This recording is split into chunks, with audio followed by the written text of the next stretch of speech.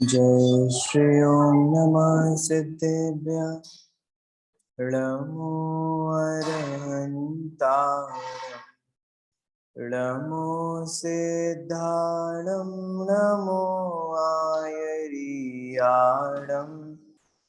नमो वज्रायाणं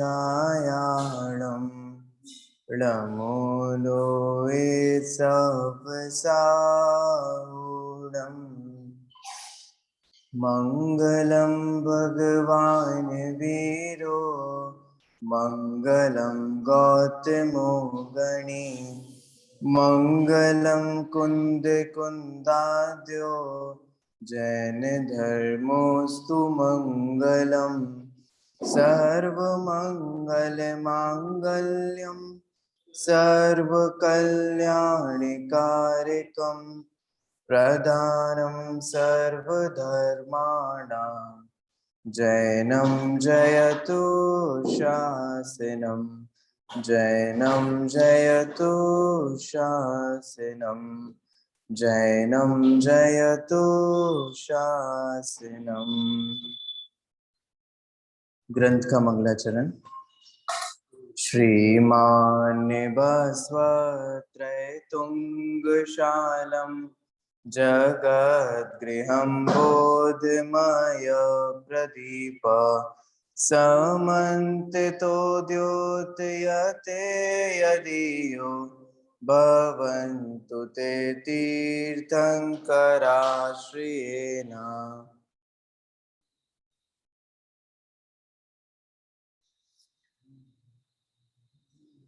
अमित गति आचार्य द्वारा रचित धर्म परीक्षा ग्रंथ, जिसका अपना 18वां परिच्छेद चल रहा है, और विविध मतों की उत्पत्ति कैसे हुई, इस प्रकार पवन वेग के द्वारा मनोवेग से पूछने पर मनोवेग सारा वृतांत जो है, सारा इतिहास जो है, पूर्व में घटित जो घटनाएं हुई उसका वो यहाँ पर ज्ञान कराते हैं।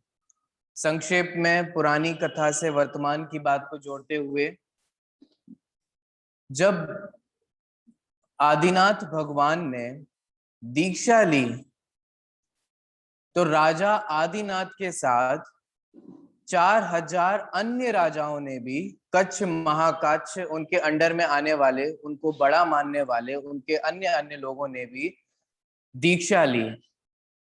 चूंकि उन 4000 लोगों को दीक्षा का सम्यक स्वरूप नहीं पता था, वे सिर्फ मात्र अनुकरण करके, चूंकि उनके राजा ने दीक्षा ली है तो हमारे को भी दीक्षा लेनी चाहिए, ऐसे देखा देखी में अनुकरण करते हुए राजा ऋषभ देव के साथ 4000 अन्य लोगों ने दीक्षा ली। धीरे धीरे धीरे करके यहाँ पर मुनि आदिनाथ तो सच्चे मुनिराज होकर के आनंद का वेदन कर रहे थे, वो भी 3 कषाय चौकड़ी के अभाव रूप। जब वे गृहस्थ दशा में थे तब मात्र अनंतानुबंधी कषाय के अभाव पूर्वक होने वाली वीतरागता का वेदन करते थे, और अब मुनिराज की अवस्था में अनंतानुबंधी, अप्रत्याख्यानवरण और प्रत्याख्यानवरण, इन 3 कषाय चौकड़ी के अभाव पूर्वक शुद्धोपयोग रूप आत्म ध्यान का वेदन करते हैं। निरंतर 6वें से 7वें, 7वें से 6वें में ऐसे गमन आगमन उनका निरंतर होता रहता है। क्योंकि अन्य लोगों को कुछ खबर नहीं, कुछ पता नहीं, इसीलिए वेट करते रहे करते रहे करते रहे करते रहे। और बोलो कितना पेशेंस रख के वेट किया, 6 महीने तक तो उनने वेट किया कि कुछ होगा, कुछ बताएंगे कि अब क्या करना है, नेक्स्ट क्या होना है, कुछ आगे इंस्ट्रक्शन मिलेगा। लेकिन 6 महीने वेट करते करते भूख प्यास से पीड़ित अन्य राजा परेशान होने लगे। जब वे परेशान होने लगे तो देख रहे कुछ समझ नहीं आ रहा, हमारे तो राजा जी जो है, हमारे जो मुनिराज जी जो हैं, अथवा जो भी वे मान रहे थे उनको, वे तो आत्म ध्यान में लीन है, वे तो कुछ कह नहीं रहे, वे तो कुछ खा नहीं रहे, कुछ उठ नहीं रहे, कुछ समझ नहीं आ रहा।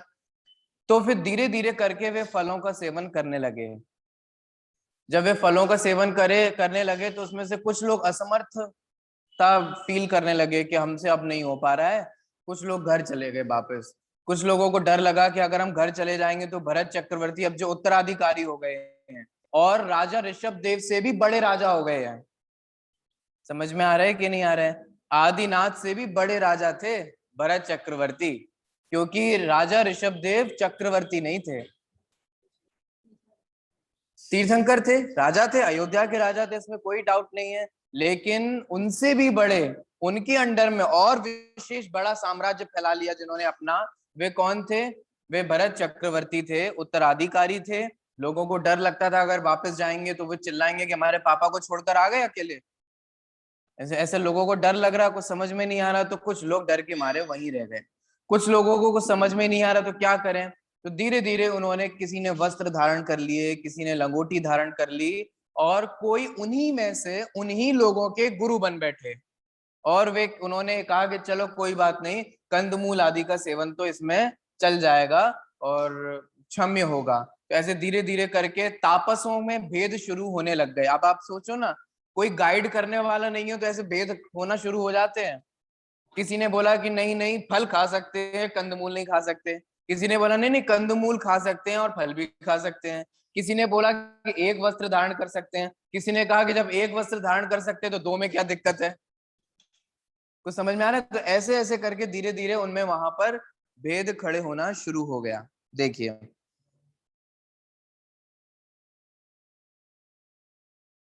पेज नंबर 170 पर से अपन को तीसरा पैराग्राफ जो है ऊपर से, वहां से अपन को पढ़ना शुरू करना है। भगवान ऋषभनाथ के पौत्र, ठीक है, और महाराज भरत के पुत्र, अतिशय चतुर मरीचि कुमार ने सांख्य मत की रचना कर उसका व्याख्यान अपने शिष्य कपिल ऋषि के लिए किया। ठीक है, अब धीरे धीरे करके ऐसा पूरा भेद खड़ा हुआ, शुरू हुआ। और ये आपको सांख्य मत के प्रवर्तन वाली कथा तो पता ही है, कैसे मारीची का। आपको पता है, आप 24 तीर्थंकर पुराण पढ़ेंगे ना, तो उसमें कहा कि ये वही मारीची है जिसको ऋषभ देव ने छोटे पर अपने गोदी में रख करके अप्पा सो परमप्पा आदि धर्म की बातें सिखाई थी। और वहां उन्होंने, लेखक ने ये कमेंट करते हुए कहा कि जीव की भवितव्यता देखो। वहां राजा ऋषभ देव तो उसको धर्म की बातें सिखाते थे, कहते थे अप्पा सो परमप्पा, लेकिन जीव की भवितव्यता ऐसी है कि वो हप्पा हप्पा कहता था। ठीक है, समझते ही आप हप्पा का मतलब क्या होता है ना? तो ऐसे ऐसी भवितव्यता है, ऐसा स्वरूप है ना। वो धर्म की बातें सिखाते थे। ये ऐसा नहीं हुआ कि अपने ही दादा के खिलाफ एक दूसरा, है ना। आप ये देखिए कि तीर्थंकर के काल में, तीर्थंकर के समय ही आपको सारी घटना पता है। भरत चक्रवर्ती के मन में प्रश्न आया कि क्या ऐसे अन्य भी कोई तीर्थंकर है सभा में भविष्य में होने वाले हैं, बैठे हैं क्या, क्योंकि एक काल में तो एक ही तीर्थंकर होते हैं। तो उन्होंने कहा कि जो तुम्हारा पुत्र है मारीची, ये इसके ये इस युग का अंतिम 24वां तीर्थंकर होने वाला है ना। हो सकता है कि आपको ये बात पता चलती तो आपको सुनकर आनंद होता, खुशी होती। लेकिन आप ये भी देखो ना, पहले तीर्थंकर के काल से अंतिम तीर्थंकर के काल में करोड़ों वर्षों का अंतर है, कोड़ा कोड़ी वर्षों का अंतर है। तो अब इतने काल तक संसार में जीव कैसे परिभ्रमण करे? अगर भगवान की वाणी को स्वीकार कर लेना तो इतने काल तक परिभ्रमण नहीं होता। ये भगवान की वाणी के विरोध से ही संभव है जो इतना अनंत संसार बढ़ सकता है। इसीलिए मारीची को भगवान की वाणी का विरोध करने का भाव आया और एक नए मत की, सांख्य मत की उसने प्रवर्तन किया। और उसने कहा कि तुम तीर्थंकर बन गए हो ना। तीर्थंकर मतलब क्या? धर्म के उपदेश देने वाले, धर्म के वेत्ता, हितोपदेशी। तुम तीर्थंकर बन गए हो ना, ये समव शरण आदि विभूतियों से रोको, हम अभी तुम्हारे सामने तीर्थंकर बन के दिखाते हैं। बन के दिखाया कि नहीं दिखाया? सांख्य मत का प्रवर्तन कर लिया उन्हीं के समय में। कदाचित लोगों, ऐसा नहीं होता कि अपने ही पिता के खिलाफ दूसरी दुकान खोल ली, होती कि नहीं होती है? झगड़े में दूसरी दुकान खोल ली, फिर क्या होता है? आपने देखा है कभी कभी एक दुकानदार दूसरे दुकान पे जब जाता है तो लोग अपनी दुकान पे खींच खींच के बुलाते हैं। कभी देखा है? अरे भाई साहब इधर आओ, इधर आओ, कहाँ जा रहे हैं आप? उधर जा रहे, इधर आओ, हमारे पास आओ, हमारे पास ताजा माल है, नया माल है। है? हाँ, होता है कि नहीं होता है सबके? लाइन से दुकानें हो, मान लो कोई भी दुकानें हो, लाइन से एक ही चीज की 4-5 दुकानें हो, तो कैसे झपट्टा मारी हो, इधर आओ भाई साहब, इधर आओ, इधर आओ, इधर आओ, इधर आओ, सब बुलाते हैं कि नहीं बुलाते हैं? आपको नहीं लगता है कि ऐसे ही मारीची बुलाता होगा लोगों को? जो लोग समूह शरण में जाते होंगे, अरे भाई साहब इधर आओ, आप कहाँ जा रहे हो? वे तो दादाजी की बातें हैं, बूढ़े जमाने की, पुराने हो गए दादाजी। हम आज के जमाने के मॉडर्न धर्म आपको बताएंगे। क्या दादा की बातें सुन रहे हो, पुराने जमाने की बातें सुन रहे हो? अब दादाजी तो बूढ़े हो गए हैं। हम आज का नए नए फैशन वाली बात बताएंगे, हम नई चीज बताएंगे, आप हमारी बात सुनो, हमारी बात सुनो। पर ऐसे कर करके उन्होंने, आप देखो किसी को भी शिष्यों की कमी नहीं होती इस दुनिया में। बोलो किसी को कमी है ना? कोई किसी कोई कमी नहीं है ना? आप देखो, जो लोग देखो, अहिंसा में धर्म को फॉलो करने वालों की भी कमी नहीं है, हिंसा में धर्म मानने वालों की भी कमी नहीं है। दुनिया में ऐसे भी तो लोग हैं जो धर्म के नाम पे लोगों को मार रहे हैं। आतंकवादी कौन है? आपको क्या लगता है कि आतंकवादी ये सोचते हैं कि वो मार रहे हैं तो कोई पाप कर रहे हैं? इस भावना से नहीं वो मारते हैं लोगों को, इस भावना से ये सारे काम नहीं करते। वो धर्म की भावना से कि हम मारेंगे, इन काफिरों को हटाएंगे, तभी हमारा धर्म और चलेगा। तो धर्म के नाम पर ही वो लोगों की हिंसा कर रहे हैं। मैं यही कहना चाहता हूं कि कभी भी इस दुनिया में फॉलोअर्स की कमी थोड़ी ना होती है। ऐसे ही सांख्य मत का प्रवर्तन शुरू हो गया, देखिए। और उन्होंने कपिल ऋषि के को बताया, और फिर कपिल कपिल ऋषि के माध्यम से और सांख्य मत का प्रवर्तन और उनके सांख्य मत के ग्रंथ जो है वो लिखे जाने लगे। अन्य राजा लोगों ने भी महत्वाकांक्षा के वशीभूत होकर अपनी अपनी विद्वत्ता के अभिमान को प्रकट करने के लिए आत्मरुचि के अनुसार कृत्रिम असत्य मतों की रचना की। देखिए कैसा स्वरूप है धर्म। देखो अभी तक कोई ऐसा भेदभाव नहीं था, लेकिन जब सत्य धर्म बताना शुरू हुआ तो असत्य धर्म की भी दुकानें खुलना शुरू हो गई, है ना? अभी तक ऐसा कोई भेद था? अभी तक नहीं था, ऐसा कोई भेद नहीं था। लेकिन अब यहाँ पे घर घर दुकानें खुलने लग गई। वे जो राजा भ्रष्ट हो गए थे ना, वे भ्रष्ट राजा भी फिर अपने आप को गुरु समझने लगे। और फिर जब एक बार गुरु हो गए तो फिर हम दूसरों की क्यों सुने? हमारे भी तो फॉलोअर्स हैं, हमारे भी तो मानने वाले हैं। और ऐसे कर करके धीरे धीरे वे जो राजा थे, वे अपने अपने रुचि के अनुसार, जिसको जो अच्छा लगता था, जिसको जो भाता था, जो जितना कर पाता था, मैंने आपको कहा ना कि हमसे जितना हो पा रहा है हमने उसे ही धर्म कह दिया। अगर हमें लग रहा है कि कंदमूल खाने से हो जाएगा, तो हमने कहा कंदमूल खाने में चल जाएगा। हमने कहा कि एक कपड़े से हो जाएगा काम, तो एक कपड़े करने से भी धर्म। पर ऐसे ऐसे करके जिसको जो रुचा, जिसको जो समझ में आया, पर ऐसे अन्य मतों की शुरुआत होने लगी। इस प्रकार क्रियावादी व अक्रियावादी आदि के मिथ्यात्व को बढ़ाने वाले कितने मत हो गए भैया? 363 असत्य व बनावटी विविध प्रकार के मतों का प्रचार उसी समय से प्रारंभ हुआ।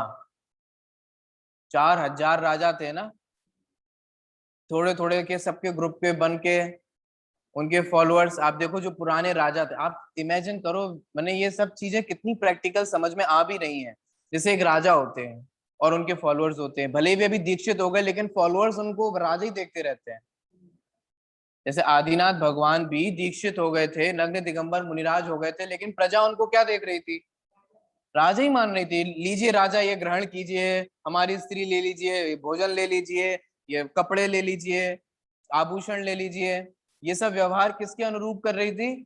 राजा के अनुरूप ही कर रही थी। तो ऐसे ही उन अपने अपने राजाओं को मानने वालों के अपने अपने क्या होने लग गए? सबके फॉलोअर्स होने लग गए, उनके मानने वाले होने लग गए। और ऐसे कितने मतों की स्थापना हो गई? 363 मतों की, सबकी अलग अलग स्थापना हो गई और सबको मानने वाले हो गए। शुक्र और बृहस्पति नाम के दो राजा आत्मा व परलोक के अभाव के सूचक चारवाक मत को रचकर इच्छानुसार अपनी इंद्रियों की पुष्ट करने में प्रवृत्त हुए। इस लोक संबंधी विषय उपभोग में स्वच्छंदता से मग्न हुए। यहाँ आप चारवाक मत की बात कही जा रही है।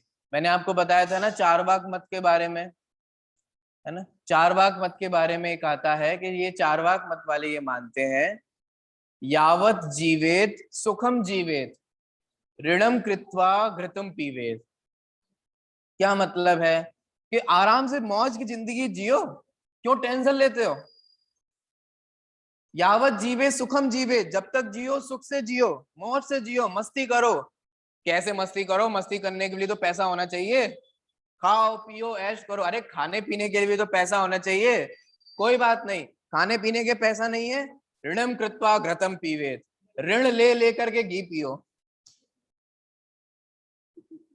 तुम्हारे पास पैसा नहीं है ना, दूसरों से उधार लेके पियो, मजे से जियो। लेकिन बोलो हो रहा है कि नहीं हो रहा है। तुम्हारे पास पैसा नहीं है ना, तो लोन लेके ले लो। तुम्हारे पास पैसा नहीं है ना, तो ईएमआई पे ले लो। हो रहा है कि नहीं हो रहा है। हमारे पास आज आज तो आप लोगों के बाह्य दिखावटी जीवन पर विश्वास भी नहीं कर सकते। हो सकता है बाहर में आपको जो इतने बड़े मकान वाला, बीएचके फ्लैट्स वाला, शहरों में बड़ी बड़ी गाड़ियों वाला, अच्छे अच्छे फोन वगैरह दिखाई दे रहा है ना, वो हर महीने उनकी किस्तें भरता है। बाहर से तो देखने में लगता है कि बहुत संपन्न हो गए, बहुत अमीर हो गए, बहुत बहुत तरक्की कर ली। लेकिन जब जैसी सैलरी आती है उसमें से सबकी किस्तें कटना शुरू हो जाती हैं। मकान की किस्तें अलग, है ना, गाड़ी की किस्तें अलग, मोबाइल की किस्तें अलग, इन सब की किस्तें जाती हैं जिन्हें ईएमआई बोलते हैं। ईएमआई पे सब खरीद रखा है। जैसे पुराने जमाने में लोग ब्याज पे लेते थे, इन सब पे लेते थे ना, ये आज के जमाने की चीजें हैं। आप आपको पता है टीवी ब्याज में मिलती है। आपके पास एक साथ टीवी खरीदने के पैसे नहीं हो ना, तो आप इंस्टॉलमेंट में एक एक करके ले लो। फोन पे ईएमआई मिलती है, छोटी छोटी चीजों की ईएमआई मिलती है। माने क्या है, आपके पास नहीं हो तो भी भोग प्रधान जीवन ऐसा है कि तुम बाद में देना, लेकिन जियो, भोगो। ये कौन है, ये चारवाक मत है। और यहाँ कह रहे हैं कि शुक्र और बृहस्पति ने अपने भोगों की इच्छा अनुसार, इनने कहा कुछ नहीं होता स्वर्ग, टेंशन मत लो। ये लोग डराते हैं फालतू में, नरक वरक कुछ नहीं होता, ना कोई स्वर्ग है ना कोई नरक। किसने देखा स्वर्ग, किसने देखा नरक, कौन जाता है मोक्ष में, कुछ नहीं होता मोक्ष वोक्ष। मजे करो, इस जिंदगी में ही मजे लो। और ऐसा प्रवर्तन करते करते चारवाक मत का प्रवर्तन हो गया। ख्याल में आ रहा है। और ये चारवाक मत सत्य नहीं है, असत्य है, इसका निर्णय हम पहले भी करके आ चुका है। लेकिन ये कैसे मत शुरू हुआ, यहाँ पर वो बात बताई जा रही है। ठीक है। इस प्रकार भगवान आदिनाथ के साथ दीक्षित हुए वे राजा अनेक प्रकार के कपट पूर्ण वेशों को अर्थात अथवा अपमान या दुख को प्राप्त हुए। इसका मतलब अब सबने अपनी अपनी अलग ड्रेस भी चेंज कर ली एक दूसरे से अलग होने के लिए। सब नग्न दिगंबर एक जैसे होंगे तो फिर कैसे डिफरेंस होगा। फिर किसी ने सफेद कपड़े पहने, किसी ने छाल पहननी शुरू की, किसी ने पत्ते सबने अलग अलग अब कपट पूर्ण अलग अलग वेश। किसी ने लाल कपड़े पहन लिए, किसी ने पीले कपड़े अपनी ड्रेस का चिन्ह बना लिया, और ऐसे कर करके वहां पर अनेक वेश धारण करने लग गए। ठीक है। समर्थ महापुरुष के द्वारा की जाने वाली क्रिया के करने का इच्छुक हुआ कौन सा कातर प्राणी विडंबना को नहीं प्राप्त होता है, अवश्य ही वह विडंबना को प्राप्त हुआ करता है। माने यहाँ ये कहा जा रहा है कि महापुरुष जो कार्य करते हैं वो करने की हमारे में सामर्थ्य नहीं भी हो, तो भी हम अपनी इच्छा अनुसार और अपनी ताकत के अनुसार करते रहते हैं। जिस प्रकार भोजन के बिना परिचय से व्याकुल होकर ये मरीचि आदि मिथ्या मतों के प्रचार में लग गए। Point to be noted. Marichi कौन था, कौन था मरीचि, भरत का पुत्र था ना। उन लोगों में से था जिनने 4000 लोगों ने दीक्षा ली थी ना, उनमें से एक मरीचि था। तो समझ में आ रहा है यहाँ क्या लिखा है। उन 4000 लोगों में से एक कौन था, जो भूख प्यास से व्याकुल होकर के कुछ समझ में नहीं आ रहा था, ऐसे खाना वाना शुरू कर दिया। उनमें से एक मरीचि का जीव था।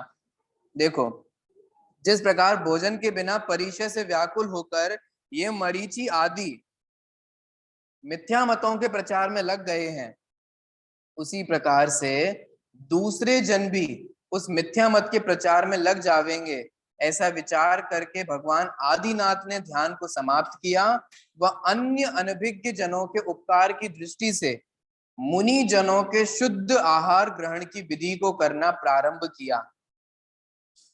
कुछ ख्याल में आया क्या कह रहे हैं? है ना, यहाँ ये कहा जा रहा है, अक्सर हम लोगों को ये लगता है, ये ध्यान में रहता है कि मारीची का ना जो मत चलाना शुरू किया था वो समवचरण वाले प्रसंग के बाद से शुरू किया था। यहाँ क्या कह रहे हैं कि मारीची ने मिथ्या मत की शुरुआत दीक्षा के समय ही कर दी थी। जब वो व्याकुल होने लग गए थे ना, खाने पीना नहीं मिल रहा था, तो उसमें मारीची भी था। खाने पीने ना मिलने से, कुछ समझ में नहीं आने से, तो अब ख्याल में आया, देखो जब छठवें गुलिस्तान में आकर के ध्यान भंग हुआ और उन्होंने देखा कि बाहर कैसा स्वरूप चल रहा है, कैसा क्या हो रहा है, तो उनको भी यह विकल्प आया कि ये सब क्यों हो रहा है, भोजन के कारण हो रहा है, भोजन से व्याकुल होकर के हो रहा है, तो एक योग्य विधि पता होनी चाहिए। तो इस प्रकार से आहार ग्रहण की विधि को करना प्रारंभ किया।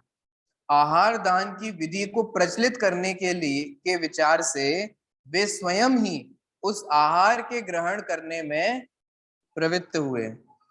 उस समय सुंदर स्वप्न देखने से राजा श्रेयांस को पूर्व जन्म का, अर्थात राजा वज्रजंग की पत्नी श्रीमती के भव का स्मरण हो आया।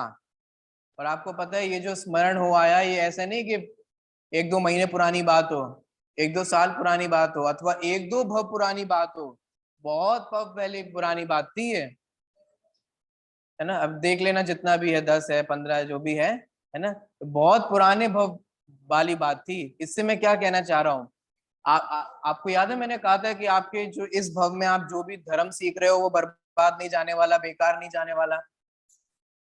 कहाँ हम किस भव में कौन सी विधि, कौन सा कार्य करते हैं, और कहाँ जाति स्मरण से स्मरण होकर के वो हमें ख्याल में आ जाता है।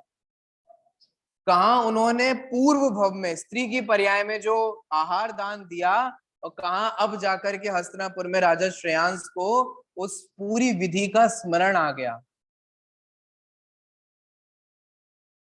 क्षयोषम का स्वरूप समझ रहे हैं कि ज्ञान का क्षयोषम कैसा है। इसीलिए हम जो इस भव में शांति चित्त से मनोयोग पूर्वक जिनवाणी सुनते हैं, समझते हैं, गुनते हैं, मनन करते हैं, चिंतन करते हैं, विचार करते हैं, ये निष्फल नहीं जाने वाले। ठीक है, इसलिए कभी भी ऐसी शंका मत करना कि हाय हमारा कहीं बेकार ना हो जाए, हाय अगर नहीं हम कुछ कर नहीं पाए तो कैसे बेकार होगा। नहीं, कोई बात नहीं। अगर इस भव में अगर हम कदाचित अपना कल्याण ना भी कर सके, तो इस भव के सीखे हुई बातें, लिए हुए संस्कार हमारे साथ अगले भव में जाएंगे और हमारे सम्यक को आसान कर देंगे। इसीलिए यहाँ पे संस्कार की बात कही जाती है। देखिए,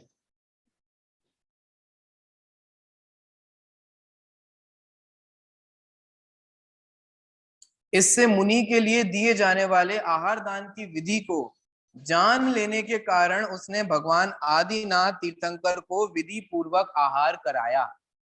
चलो एक बात पूछ लेता हूँ, प्रसंग है तो बता ही देता हूँ, किसका आहार कराया था? ये तो सबको पता है ना, पीते हैं ना हम लोग, उस दिन तो कम से कम हम पीते ही हैं। यहाँ पर हमारे आयोजन भी कराया जाता है, अच्छी बात है ना। तो उस दिन हम लोग गन्ने का रस का सेवन करते हैं। तो इसका मतलब एक बात सोचना, विचार करना, आज जैसे आहार आप लोग कराते हैं, इतने इतने नाना प्रकार के व्यंजन, 56 भोग वाले, क्या आपको नहीं लगता कि तीर्थंकरों में से किसी के भी ऐसे आहार नहीं हुए? कभी देखे तीर्थंकरों के क्या आहार होते हैं? कभी सिर्फ खीर का आहार हुआ, कभी सिर्फ दूध का आहार हुआ, और यहाँ सिर्फ, बोलो बोलो, बादाम वाली बर्फी नहीं थी, और छेना, छेना वो नहीं थे। इन्हें पोस्ता का हलवा बना दो, काम में आएगा। बोलो बोलो, मैं आपसे कुछ सोचने के लिए कह रहा हूँ कि नहीं कह रहा हूँ? ये आदिनाथ भगवान की विधि है, आदिनाथ भगवान के आहार की विधि है। आपको कुछ समझ में आ रहा है कि नहीं आ रहा है मैं क्या कहना चाह रहा हूँ? राजा श्रेयांस ऐसा नहीं था कि गरीब आदमी थे कि उनके घर में कुछ था नहीं। राजा थे ना, राजा श्रेयांश थे। राजा के घर में बोलो कमी होती है। आप सोच रहे हो, विचार कर रहे हो कि किसका किसका आहार होता है? सिर्फ गन्ने के इक्षु रस का आहार हुआ और विधि पूर्वक संपन्न हुआ। और इक्षु रस के आहार से भी पूर्व अगर आप आदि पुराण पढ़ेंगे, आदि पुराण आपको पता है कि अंतराय बहुत हुए, योग्य विधि नहीं मिलती थी। लेकिन योग्य विधि नहीं मिलने पर आप सोचो, विचार करो, आदि पुराण में लिखा कि जब मुनि आदिनाथ पूरी अंजलि लेकर, प्रतिज्ञा लेकर के नगर में निकलते थे आहार की विधि के लिए, और जब योग्य विधि नहीं मिलती थी तो वापस लौट कर आते थे। कैसे आते होंगे? बोलो कैसे आते होंगे? अंतर समझ रहे हो? चेहरे, हमारे चेहरे पे सब मैंने जब जा रहे हैं तो सोचते होंगे हम होंगे कामयाब, आज तो हम हो ही जाएंगे, आज तो मिल ही जाएगी। और फिर जब नहीं मिलती होगी तो ऐसे गुस्सा आती होगी, कहाँ गया वो सौधर्मेंद्र, कोई व्यवस्था नहीं कर रहा मेरी, कहाँ चले गए, कहाँ, मैंने ऐसे हम लोग हो जाते ही नहीं, कहाँ मर गए सबके सब, हमें भूख लगी जा रही है, घर में कोई है नहीं, सब अपने अपने काम में लगे हैं। सौधर्मेंद्र पे गुस्सा नहीं। अच्छा सुनो, आप ये कह सकते हैं कि सौधर्मेंद्र तो चले गए लेकिन बाकी सबको पता नहीं था। भरत चक्रवर्ती तो शायिक सम्यक दृष्टि थे। कैसा, कैसे बेटे हो तुम, बाप दीक्षा लेके चले गए तो तुमने कोई मतलब भी नहीं रखा। आप सोच रहे हो, माने हम लोगों को तो गुस्सा आती है, हम लोगों को अपना धर्म दूसरों के सहारे करते हैं। हम लोग अपना धर्म किसके सहारे करते हैं? दूसरों के सहारे। तुम ऐसा करो, तुम ऐसा करो, तुम ऐसा करो। धर्म अपने अवलंबन से किया जाता है, दूसरों के सहारे नहीं किया जाता। उन्होंने दीक्षा ली थी तो भरत के भरोसे नहीं ली थी, उन्होंने दीक्षा ली थी तो सौधर्मेंद्र के भरोसे नहीं ली थी। आप भी कोई नियम लिया करो तो अपने पति, अपनी पत्नी, अपने बच्चों के भरोसे नहीं लिया करो। आजकल क्या होता है, नियम हम लेते हैं, बोझ पूरे परिवार पे आता है। ये कैसा नियम है? अगर आपने नियम लिया है तो आपके नियम के निर्वहन की जिम्मेदारी आपकी स्वयं। मान लीजिए कि नहीं बना वैसा, सब लोग नहीं खाते और आपने घर को किसी को पड़ी नहीं है, हम एक टाइम खाते, हम ऐसा खाते, फिर भी कोई कुछ नहीं कर रहा। भैया, आपने नियम कषाय करने के लिए लिया था क्या? ये क्या कर रहे हो आप? आपने नियम दूसरों के सहारे लिया था क्या? बोलो बोलो। दीक्षा समाज के भरोसे नहीं ली जाती, मैं यही कहना चाह रहा हूं। धर्म दूसरों के भरोसे नहीं किया जाता। कुछ ख्याल में आ रहा है कि नहीं आ रहा है? धर्म अपने भरोसे किया जाता है, स्वयं का भरोसा होने पर किया जाता है, आत्मा का निर्णय होने पर किया जाता है। दूसरों पे आरोप प्रत्यारोप नहीं किए जाते कि तुम्हें ऐसा करना चाहिए, समाज को ऐसा करना चाहिए, लोगों को ऐसा करना चाहिए। आपको तो करना ही चाहिए, लेकिन अगर ना हो व्यवस्था तो ऐसे आरोप प्रत्यारोप नहीं होते। भगवान आदिनाथ ने जब वे मुनि अवस्था में थे तो ना भरत को कुछ गलत कहा, ना सौधर्मेंद्र को। आपको ये सब पता है ना, सारी व्यवस्थाएं कौन करता है? अब जो समवशरण बनने वाला है वो कौन बनाएगा? सौधर्मेंद्र की आज्ञा से कुबेर बनाएगा। सारी व्यवस्था वो करेगा कि नहीं करेगा? सोचो। राजा श्रेयांश के नाथ पे के घर पे आहार हुआ है ना, तो वे कहते काहे तुम्हें इतनी देर में याद आई?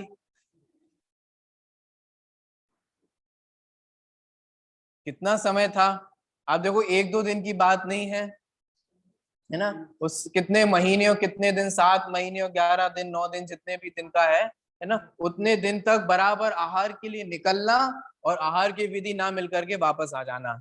आदि पुराण में लिखा है कि जब आहार की विधि नहीं मिलने पर भी मुनि आदिनाथ वापस लौटकर आते थे तो वे दैदीप्यमान सूर्य की तरह दिखते थे। इसका मतलब क्या है कि उनके चेहरे पर, उनकी तपस्या पर, उनकी साधना पर, उनकी आकृति पर कोई अंतर नहीं आता था। या दुखी होकर के आ रहे हैं कि आहार की विधि नहीं मिली। तो समझ में आ रहा है आपको क्या कहें? ये समझने लायक बात है। देखिए आगे बढ़ते हैं। पूर्व में सम्राट भरत ने जिन श्रावकों की भक्ति पूर्वक की पूजा की थी, ये सब आदि पुराण और पद्म पुराण में उल्लेख है। एक बार भरत चक्रवर्ती ने सभी सम्यक दृष्टियों को बुला करके भोजन पे बुलाया और उनका सम्मान किया, है ना। ये आदि पुराण में भी है और पद्म पुराण में भी आपको मिल जाएगा, शुरुआत में वहां दिया गया है। तो उन लोगों को बुलाया, उनकी भक्ति की, साधर्मी वात्सल्य निभाया, पूजा की माने अष्टद्रव्य से पूजा की ये मत समझना, पूजा की माने प्रशंसा की। पूजा में अपन क्या करते हैं बोलो भगवान की, ए भगवान आप वीतरागी हो, सर्वज्ञ हो, जगत को जानने वाले हो, ये प्रशंसा ही तो है, भगवान के सत्य स्वरूप ही तो है।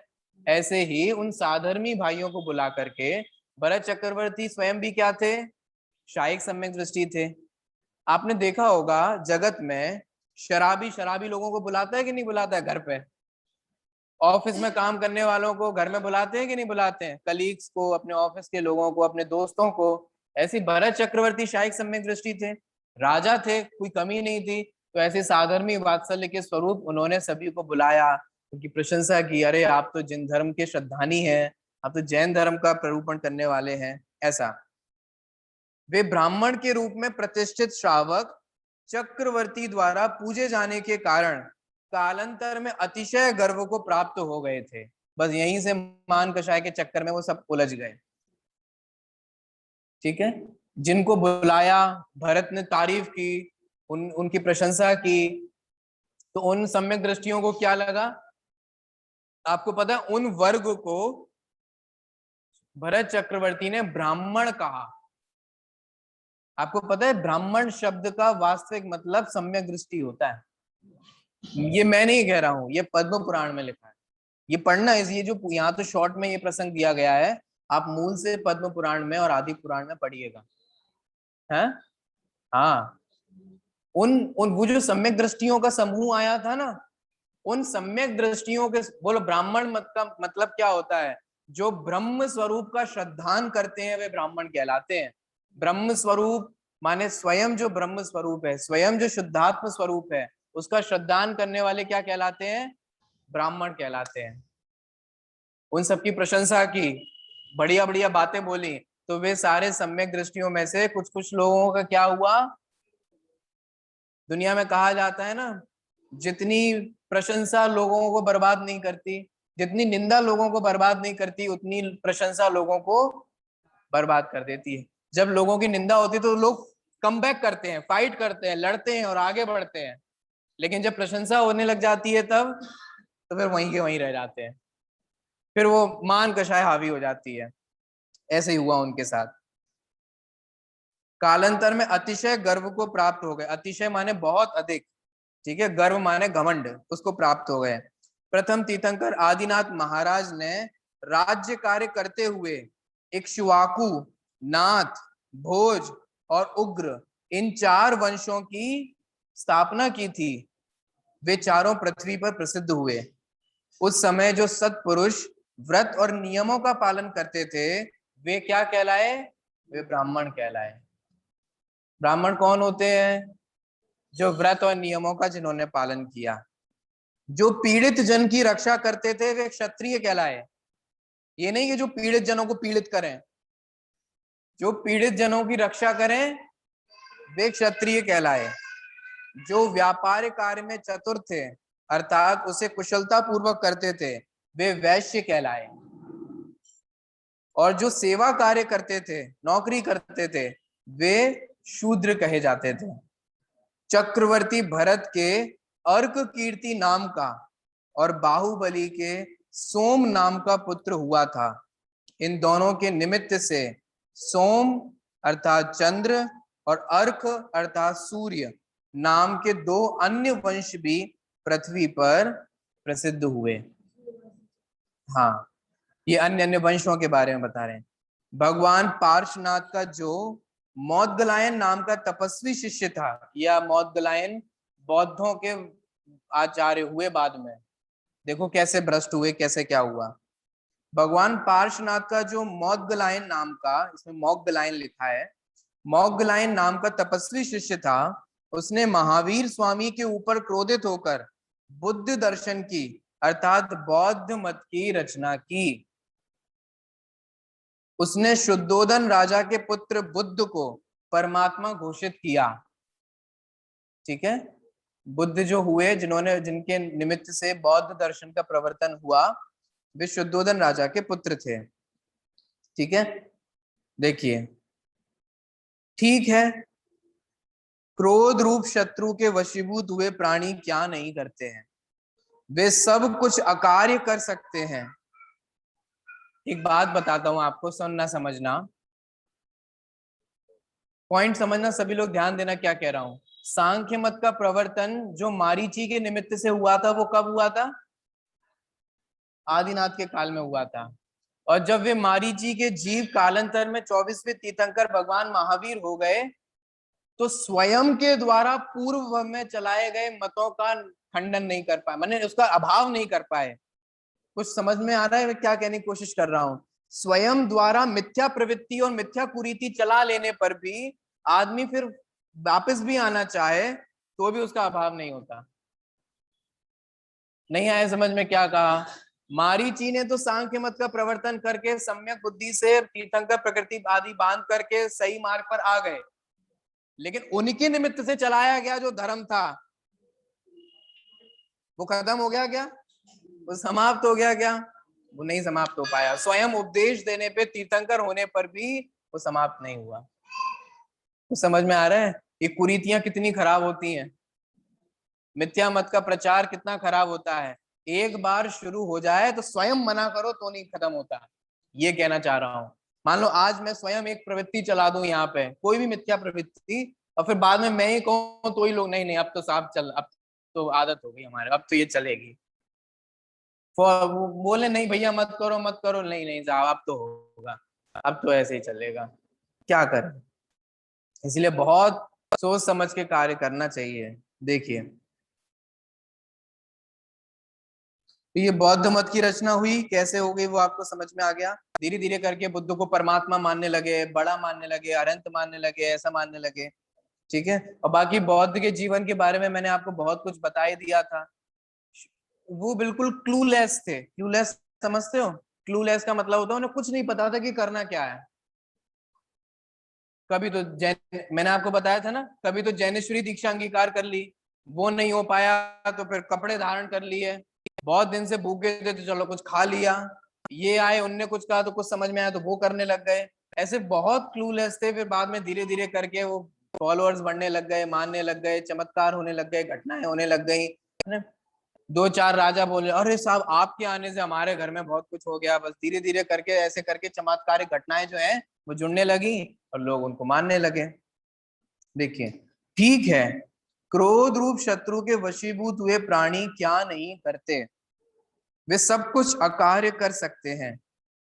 बलभद्र ने चूंकि कृष्ण के निर्जीव शरीर को 6 मास तक धारण किया था, इसलिए पृथ्वी पर कंकाल व्रत प्रसिद्ध हो गया। ये सब ऐसे हो जाते हैं। हे मित्र, मिथ्या दर्शन के वशीभूत होकर मनुष्यों ने जिन असंख्यात पाखंड भेदों की अर्थात विविध प्रकार के अयथार्थ मतों की रचना की है, उनमें से भला कितने मतों की प्ररूपणा तेरे लिए की जा सकती है? माने हम किन किन की बोले, किन किन का निराकरण करें?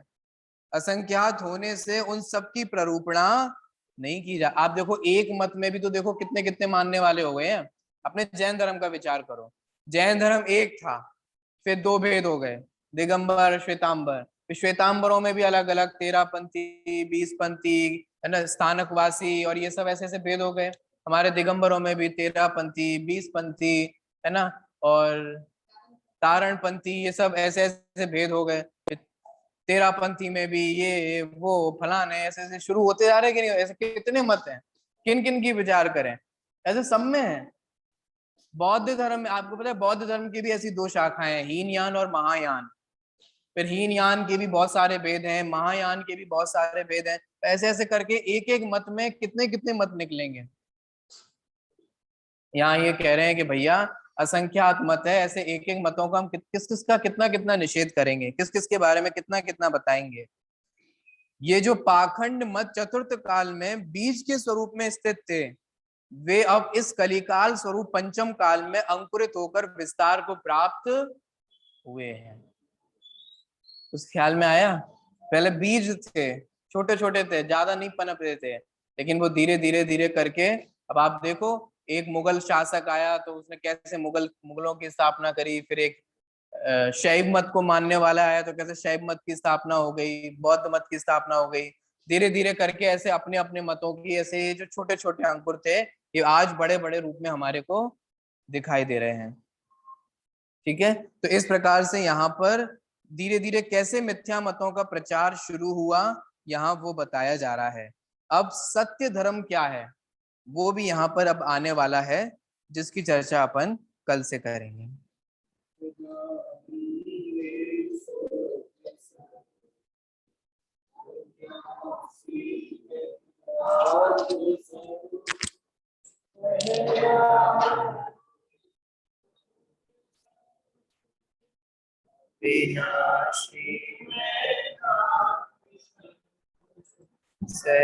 सहजानंदी शुद्ध स्वरूप अविनाशी में